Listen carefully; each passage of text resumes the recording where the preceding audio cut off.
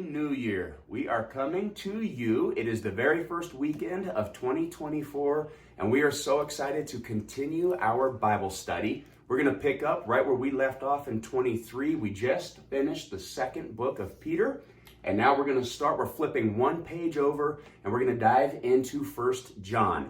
Before we dive into 1 John, though, today we are just going to share some of the context of this book. Who writes this book? John.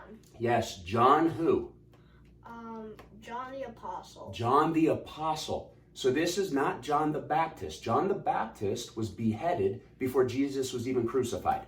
This is the Apostle John. Now, if we recall back to when Jesus was assigning all of his apostles, who were the first two that he picked? Peter and Andrew. Peter and Andrew. They were brothers, right? They were fishermen from Capernaum. The next set of apostles he picks also happen to be brothers. Who are those brothers? John and James. John and James, yes. This happens to be that John. And he writes 3 letters in the later years of his life. It's assumed that he's probably in his 90s at this point. Now, something interesting about John is that he was the only apostle to die of natural causes. Every other apostle was persecuted and killed. Now, John was imprisoned, and he probably should have been killed. But somehow he managed to live all the way into his 90s and write these letters in those final years of his life. Now, John was 24 years old when he became an apostle. He too was a fisherman. His mother and James's mother. So John and James, the brothers. Who was their mother? Do you remember her name? Salome. Zebedee was their father. Salome was their mother. Salome is believed to have been the sister of Mary, which makes John and James first cousins of who? Jesus and James. Of Jesus, yes. These are their Jesus's first cousins. So it's fair to say that these guys probably knew Jesus very well, on top of being some of his apostles that walked side by side with him every single day.